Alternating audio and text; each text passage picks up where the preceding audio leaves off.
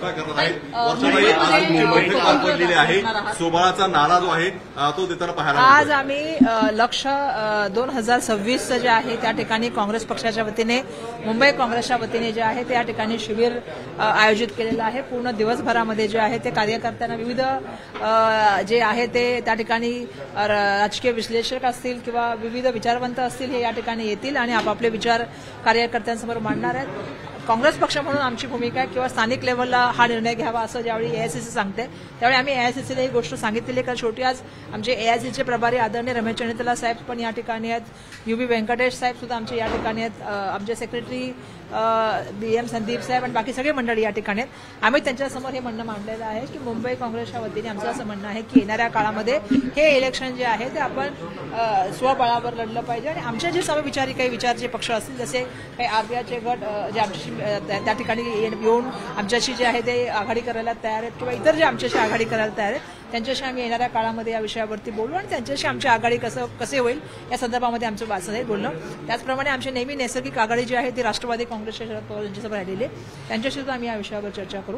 पण मुंबई काँग्रेसच्या पदाधिकाऱ्यांचं सगळ्यांचं आणि मुंबईच्या सगळ्या नेत्यांचं, ज्येष्ठ नेत्यांचं म्हणणं असं आहे की मुंबई काँग्रेसचं जे महानगरपालिकेचं इलेक्शन आहे ते आम्ही जे आहे ते स्वबळावर त्या ठिकाणी लढलं पाहिजे. कारण मागील काळामध्ये सुद्धा काँग्रेसने जे आहेत हे इलेक्शन लढलं होतं. तुम्ही 17चं बघा, त्या ठिकाणी इलेक्शन तुम्ही बघितलं तर त्या काँग्रेसच्या कार्यकर्त्यांची इच्छा आहे. शेवटी हे इलेक्शन कार्यकर्त्याचे आणि जर कार्यकर्त्यांची मनशा असेल की आपण हे जे इलेक्शन आहे ते स्वबळावर लढलं पाहिजे तर ती भूमिका आज मुंबई काँग्रेसच्या वतीने मी आमच्या प्रभारांसमोर त्या ठिकाणी ठेवण्याचं काम केलेलं आहे.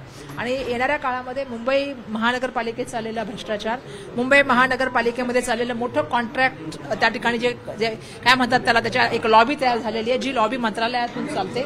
दुर्दैवाने मुंबईकरांचा पैसा हा शून्य काम चालू असताना सुद्धा हजारो करोडच्या रुपयाच्या माध्यमातून जो आहे तो लोकांना देण्याचं एक मोठं फंडिंग चाललेलं आहे. या व्यतिरिक्त या माध्यमातून ते पक्षाला काही फंडिंग चाललेलं आहे ज्याच्यामुळे मुंबईकरांवर अन्याय होते, कारण तो मुंबईकरांच्या कष्टाचा घामाचा जो पैसा आहे तो त्या ठिकाणी जो आहे तो मुंबई महानगरपालिकेच्या माध्यमातून इतर कोणाला देण्याचं जे काम चालले ते सगळी भ्रष्टाचाराची प्रकरणं आम्ही या ठिकाणी उघड करण्याचं काम करणार आहोत. आणि स्वबळाचा नारा देत आहे त्याला कुठेतरी मनसेमुळे तुम्ही नारा देत आहे. नाही, असं आहे की आमची भूमिका मी मागे पण काळामध्ये भूमिका स्पष्ट मांडलेली आहे की आम्ही देशाचं संविधान मांडणारी मंडळी आहे, आम्ही सर्वांना बरोबर घेऊन जाणारी मंडळी आहे. मुंबईच्या बाबतीमध्ये बोलायचं झालं तर मुंबईमध्ये सातत्याने विकासावर बोलणारी मंडळी आम्ही आहोत आणि मुंबईकरांचा त्रास आम्ही रोज बघत आहोत. आणि म्हणून एक अपेक्षा मी करत होते की सगळ्यांनी मुंबईने एकत्र येऊन बोलण्याची गरज आहे, कारण मुंबई देशाची आर्थिक राजधानी आहे. पण काही पक्षांच्या माध्यमातून सातत्याने जे मारहाण केली जाते किंवा एक कायदा सुव्यवस्थेच्या व्यवस्था जी आपल्या हातात घेतली जाते आणि भाषा जी वापरली जाते ती भाषा कदाचित आमच्या आमच्या संस्कृतीला ते धरणारी भाषा नाही. आणि म्हणून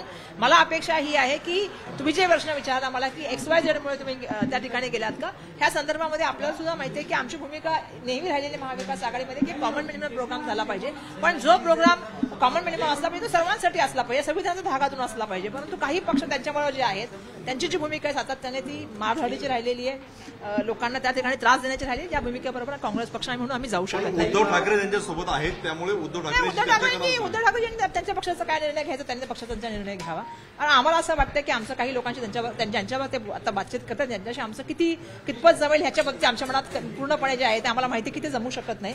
कारण आम्ही कोणा छोट्या ठेकडीवाल्याला किंवा एखाद्या दुकानदाराला किंवा एखाद्या समोसेवाल्याला मारहाण करणं ही संस्कृती काँग्रेसमध्ये कधी खपली जाणार नाही. त्यामुळे माझं पूर्ण होऊ द्या ना. त्यामुळे मला असं वाटतं की जे अशा तऱ्हेने कारवाई करतात किंवा जे छोट्या छोट्या मोठ्या मोठ्या बिझनेसच्या मॅटर माणसांना बोलण्याचं त्यापेक्षा छोट्या छोट्या माणसांवर जे आपली ताकद आजवायचं काम करतात त्यांच्यावर आम्ही जाऊ शकत नाही. त्यामुळे शिवसेनेने त्यांचा निर्णय घ्यावा, त्यांना कोणावर जायचे. पण ऍज अ काँग्रेस पार्टी म्हणून आमचं साधा सिंपल म्हणणं आहे की देशाचं संविधान आणि या मुंबईकर हे सगळे मुंबईमध्ये आलेली सगळी मंडळी आहेत, त्या मुंबईकरांनी सगळ्यांनी मुंबईच्या विकासामध्ये हातभार दिलेला आहे. त्यामुळे मला असं अपेक्षा आहे की मुंबईला जर आपल्याला सर्वांना पुढे घेऊन जायचं असेल तर सगळ्यांची एकत्र येणं काम करण्याची आवश्यकता आहे. पण जसं तुम्ही प्रश्न विचारला त्याचं उत्तर मी तुम्हाला हेच देईन की ज्या पक्षांची मारधाडीची भाषा असते किंवा जे पक्ष इतरांवरती जे हल्ले करतात किंवा छोट्या छोट्या लोकांना त्रास देण्याचं काम करतात आणि एक धमकी देण्याचं काम करतात त्यांच्यावर काँग्रेस पार्टी जाऊ शकत नाही. शिवसेनेने त्यांचा निर्णय घ्यावा, त्यांनी काँग्रेसवर यायचं, कुठे जायचं. मोदी म्हणते काँग्रेस माओवादी झालेली आहे, मुस्लिम लीग झाले, लवकर मोठं विभाजन. मला सांगा, बीजेपी जेव्हापासून सत्तेमध्ये आली आहे मोदीजीने कधी या देशाच्या आर्थिक व्यवस्थेबद्दल बात केलेली आहे? कधी महागाईबद्दल बोललेले आहेत मोदीजी? कधी मोदीजींनी या ठिकाणच्या बेरोजगारीबद्दल बोललेले आहेत?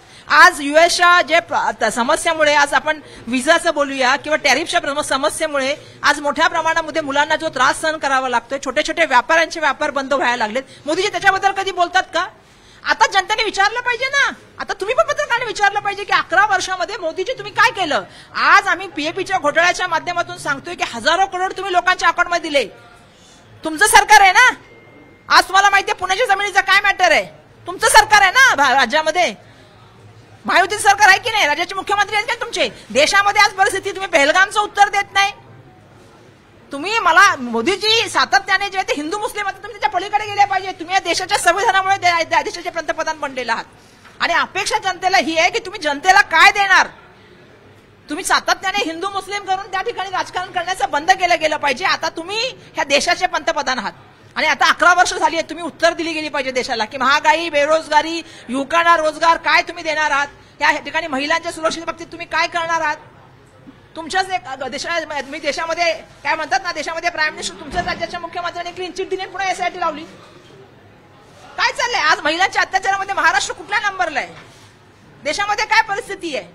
त्यामुळे मला अपेक्षा आहे की मोदीजी कधीतरी प्रश्नाची उत्तरं देतील. सातत्याने जातीवादाचं वातावरण तयार करणं, सातत्याने लोकांमध्ये काय म्हणतात त्याला एक सामाजिक तेढ आणि जातीय ध्रुवीकरण करणं बंद झालं पाहिजे. आज महाराष्ट्रामध्ये दुर्दैवाने खूप मोठ्या प्रमाणात दिसतं. प्रतिक्रियेवरती किशोरी पेडणेकरांनी आता प्रतिक्रिया दिलेली आहे की कोणी कोणाला उगाच मारहाण करत नाही आणि जर काँग्रेसची ही भूमिका असेल तर आमचे पक्षप्रमुख सुद्धा असं आहे की मी तर बोलले की शिवसेनेने त्यांचा निर्णय घ्यावा. कारण शिवसेना पक्ष जो आहे ज्याच्याबरोबर ते जात आहेत ते पक्ष सातत्याने जे आहे हातामध्ये भाषा करतात, हाणून पाडलं पाहिजे, केलं पाहिजे. नाही बोलत का? मीटिंगमध्ये बोलतात ते. काय मी बोलते का? त्यामुळे जे तुम्ही भूमिका मांडली की ज्या पक्षाबरोबर जाण्याची भूमिका मांडतायत त्या पक्षावर आम्ही नाही जाऊ शकत. जे छोट्या छोट्या माणसांना मारतात आणि शिवसेनेने निर्णय घ्यावा की त्यांना काँग्रेसबरोबर यायचं की त्यांना त्यांच्याबरोबर जायचंय. आम्ही शिवसेनेच्या विरोधात थोडी बोललेले आहे. मी तर बोललेले की ज्या तऱ्हेने ज्याच्याबरोबर ते जात आहेत त्यांची ती भाषा सातत्याने मांडण्याची राहिलेली आहे.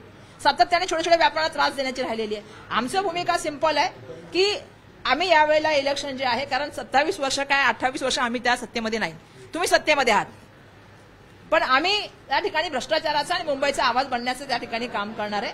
त्याबद्दल आम्ही बोलू आणि जे ज्यांच्याबरोबर तुम्ही चाललेला आहे त्यांच्या विचाराशी आमचे विचार नाही जुळू शकत. त्यामुळे आमचं म्हणणं आहे की तुम्ही निर्णय घ्यावा की तुम्हाला काँग्रेसवर यायचं तर तुम्ही या.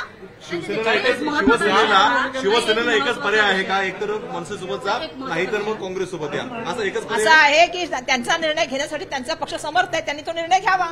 आम्ही आमचं म्हणणं सांगितलेलं आहे की आम्ही अशा पक्षाबरोबर जाऊ शकत नाही जो संविधानाला मानत नाही.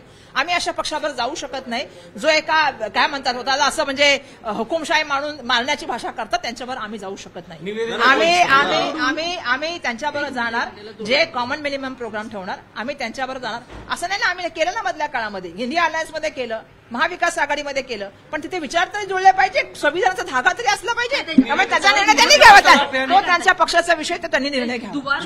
मतदारांमध्ये ज्यांची नावं आहेत असे जर व्यक्ती दुबार मतदानासाठी आले तर त्यांना मतदान केंद्रावरती त्यांना चोप दिला जाईल असं मनसेने आधी अरे माझं म्हणणं आहे की ही भाषा करण्यापेक्षा देशाच्या संविधानाने जे आहे ना, ऐका असं मत नाही. माझं म्हणणं असं आहे की हीच भाषा आहे, ही भाषा म्हणते मारणं वगैरे, त्यापेक्षा आमचं म्हणणं आहे की राजमहिला काय म्हणतात ते राज्य निवडणूक आयोगाचं जे आहे काय म्हणतात ते कार्यालय, त्याच्यावरती आपण जाऊन ते म्हणणं मांडण्याचं काम केलं मधल्या काळात. आम्ही पण त्यांच्याबरोबर गेलो, कारण हा जो मुद्दा सुरू केला निवडणुकीच्या संदर्भामधला, हा आदरणीय आमचे नेते जननायक राहुल गांधीजींनी केला. त्या मुद्द्याला ज्या वेळा त्यांनी बोललो त्या मुद्द्याला काँग्रेस पार्टीने तिथे गेल्याचं काम केलं. पण आमचं एकच म्हणणं आहे की आम्ही संविधानामध्ये यकीन करतो, कानून व्यवस्थेमध्ये विश्वास ठेवतो. कानून असं कधीच सांगत नाही किंवा कायदा असं कधीच सांगत नाही की तुम्ही तो कायदा हातामध्ये घेऊन कोणाला मारा. कायदा हे सांगतो की तुम्ही तुमची लढाई लढण्याचं काम करा. संविधानिक वेगवेगळी हत्यारे आहेत, तुम्ही त्याचा वापर करू शकता. संविधानाने प्रत्येक गोष्टी दिल्या आहेत तुम्हाला, वेगवेगळे प्लॅटफॉर्म दिलेले आहेत, त्याच्या माध्यमातून तुम्ही तुमचा आवाज करू शकता, तुम्ही तुमचे मत मांडू शकता. पण तुम्हाला हा अधिकार संविधानाने दिला नाही की तुम्ही कायद्यामध्ये राज्यामध्ये राहायचा आणि कायदा हातामध्ये घ्यायचा. त्यामुळे या मताशी आम्ही बिलकुल सहमत नाहीये की कोणाला मारलं पाहिजे किंवा तोडलं पाहिजे किंवा जसं मी मगाशी म्हटलं की तुमची ताकद तुम्ही, त्यापेक्षा आम्ही कायद्यानुसार भांडू. आमचं सुद्धा म्हणणं आहे, मगाशी सुरुवातीला आलेल्या एक बाईट दिली, ज्या बाईटमध्ये मी सांगितलं की अजूनही मतदार याद्या आलेल्या नाही, त्यामुळे दुबार नावं असतील, बाउंड्रीमधली नावं ह्या वॉर्डची त्या वॉर्डमध्ये टाकली तरी सुद्धा तुम्हाला माहिती आहे हे जे इलेक्शन असतं ना मुंबई महानगरपालिकेचं, हे 100 ते 150 मतांनी काय 5 ते 10 मतांनी पण, कारण मला माहिती आहे माझ्याकडे 18 मतांनी आम्ही एक वॉर्ड हारलो. त्यामुळे एक मत महत्वाचं असतं. एक वॉर्ड मधल्या तुम्ही मत इकडे तिकडे केली किंवा काही नावं जसं तुम्ही म्हणालात तसे दुबार असतात, काही नावं जसं तुम्ही म्हणालात तसं त्यांचे ऍड्रेस वेगळे असतात, काहींचे फोटो वेगळे असतात, त्याच्यामुळे खूप परिणाम होऊ शकतो. आमचं म्हणणं की ते याद्या तरी द्या, एवढं निवडणूक आयोग घाबरते कशाला? ना याद्या तरी त्या तुम्ही कोणाकोणाची नावं टाकली त्याच्यावर कधी काम करणार आम्ही?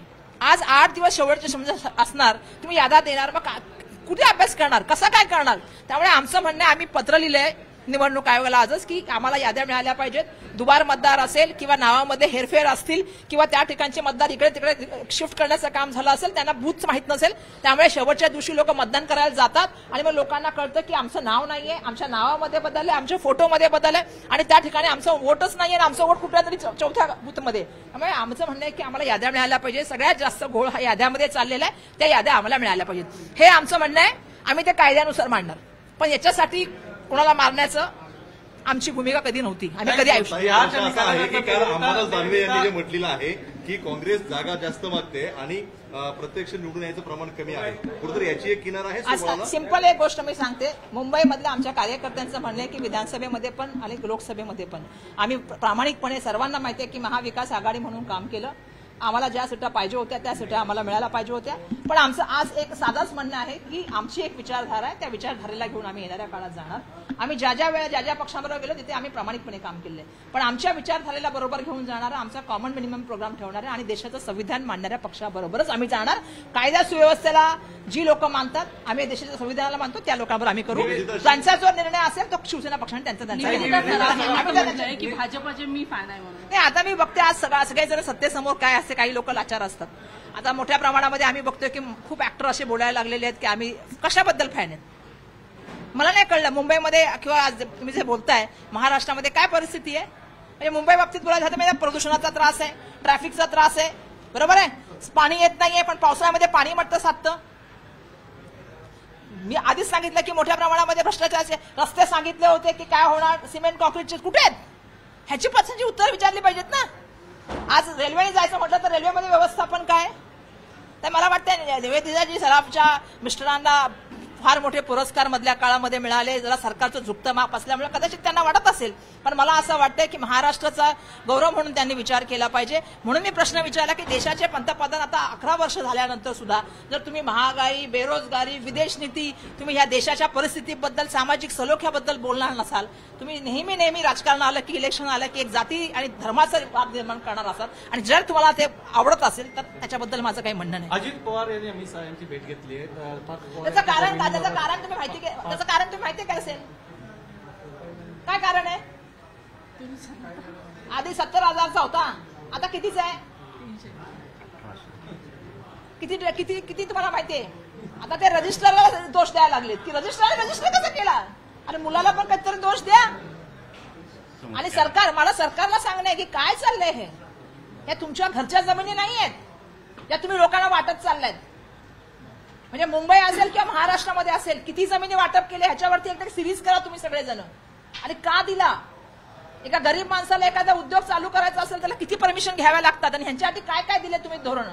एका डेव्हलपरला, काही लोकांना, स्वतःच्या जवळच्या लोकांना तुम्ही किती दिवसामध्ये त्या ठिकाणी प्रोजेक्ट दिले. आम्ही पुराव्यानिशी सादर करतोय, का भूषण गगराणी चौकशी करत नाहीत?